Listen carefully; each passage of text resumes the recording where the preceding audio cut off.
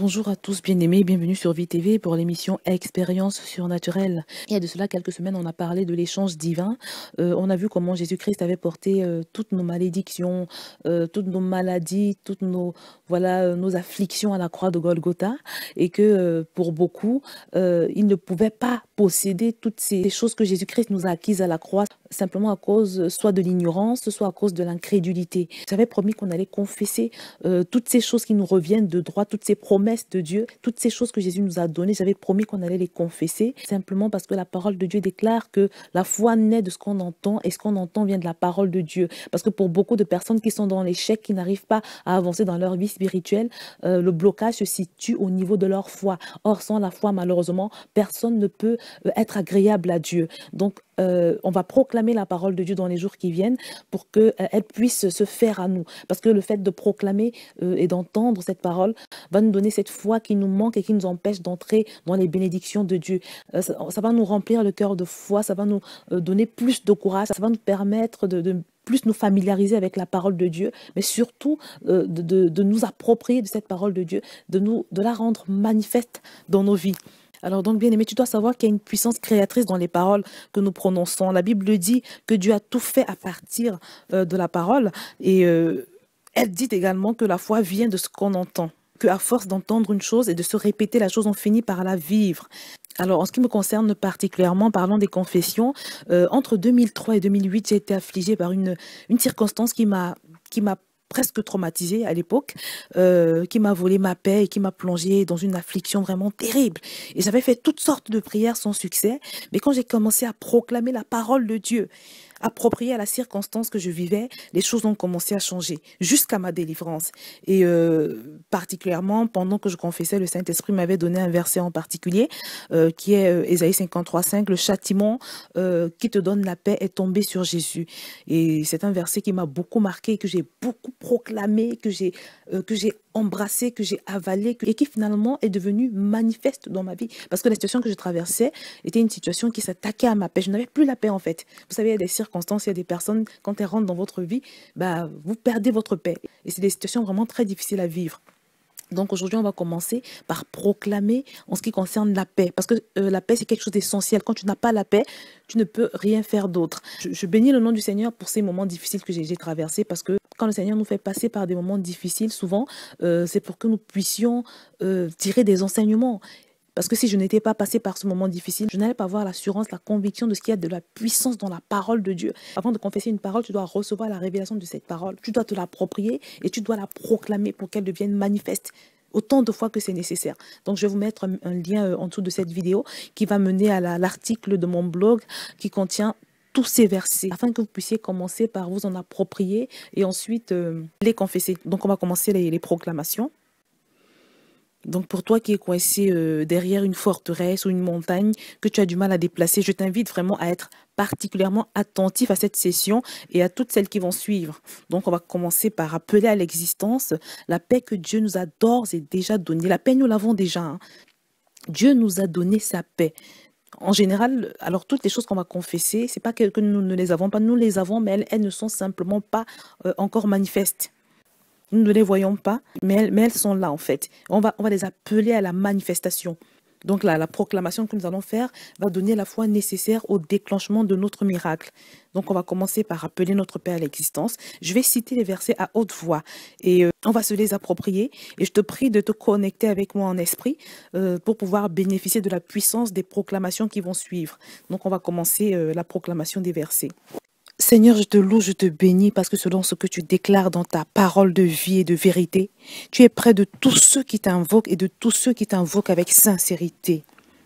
Tu nous assures également qu'il vaut mieux chercher un refuge en toi que de se confier en l'homme. Merci Seigneur parce que tu es près de tous ceux qui ont le cœur brisé et tu sauves ceux qui ont l'esprit dans l'abattement.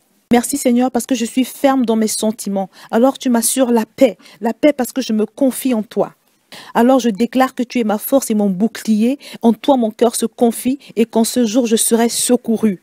Merci Seigneur parce que tu m'as laissé ta paix. Tu m'as donné ta paix, non pas comme le monde la donne.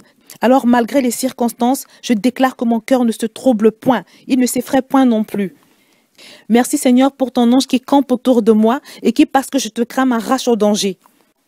Merci Seigneur parce que tu es mon assurance et tu préserves mon pied de toute embûche. Merci Seigneur parce que tu marches toi-même avec moi et tu me donnes du repos.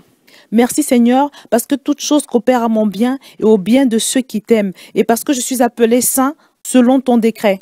Alors je déclare que toute arme forgée contre moi sera sans effet et toute langue qui s'élèvera en justice contre moi, je la condamnerai. Cela est mon héritage parce que je suis ta servante, Seigneur. Tel est le salut qui me viendra de toi.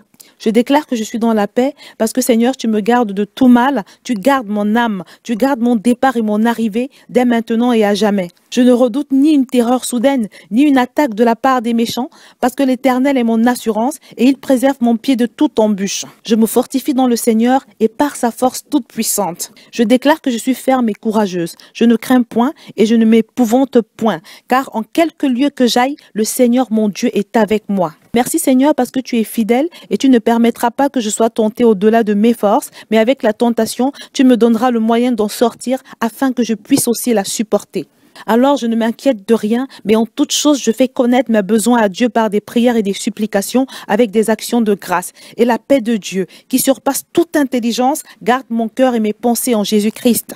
Je te remercie Seigneur, parce que toi, le Dieu de paix, tu écraseras bientôt Satan sous mes pieds, et la grâce de mon Seigneur Jésus-Christ est avec moi.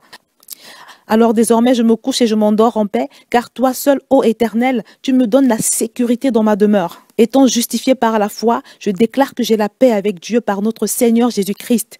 Je te remercie Seigneur parce que la paix de Christ à laquelle j'ai été appelée pour former un seul corps règne désormais dans mon cœur et je suis reconnaissante. Merci Seigneur pour ta présence. Merci Seigneur pour ta paix dont tu me gratifies si généreusement en ce jour. Reçois toute la gloire. Alors bien aimé, voilà donc en ce qui concerne les confessions sur le sujet de la paix notamment. Dans les jours qui viennent, on va voir beaucoup d'autres sujets, beaucoup d'autres thèmes. Et nous allons proclamer la parole de Dieu.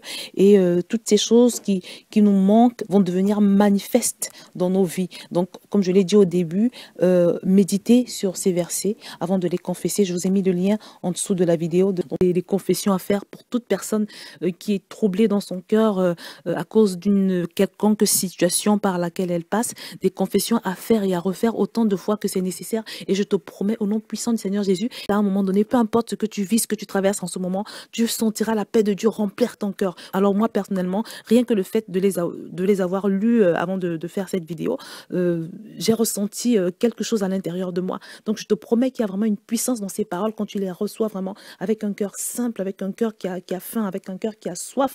Et je te promets qu'à force de les proclamer, de les confesser, il y aura une différence dans ta vie. Donc là, on a confessé la paix. Des fois d'après, on confessera sur les autres thèmes. On se servira de tout ce que Dieu a dit dans sa parole concernant les différents aspects, les différents compartiments de notre vie pour les changer, pour les transformer, pour les soumettre à l'obéissance de Christ, pour les rendre conformes à la parole de Dieu. Parce que c'est la parole de Dieu qui doit déterminer notre vie. Ce n'est pas la parole de ce monde, c'est la pensée de Dieu qui doit déterminer notre vie. Ce n'est pas notre propre pensée et encore moins la pensée de Satan, ni la pensée de ce monde. Et pour aujourd'hui, on va s'arrêter. Je te souhaite beaucoup de courage et de persévérance. Pour toi qui passes par des moments difficiles, accroche-toi, bats-toi et tu auras la victoire. Je l'ai fait il y a de cela quelques années, entre 2003 et 2008, comme je vous l'ai dit. Je me suis battue comme une lionne et avec l'aide du Saint-Esprit et la foi en la parole de Dieu et les proclamations, j'ai pu obtenir ma victoire. Je vais donc m'arrêter là et je te dis à très bientôt sur VTV.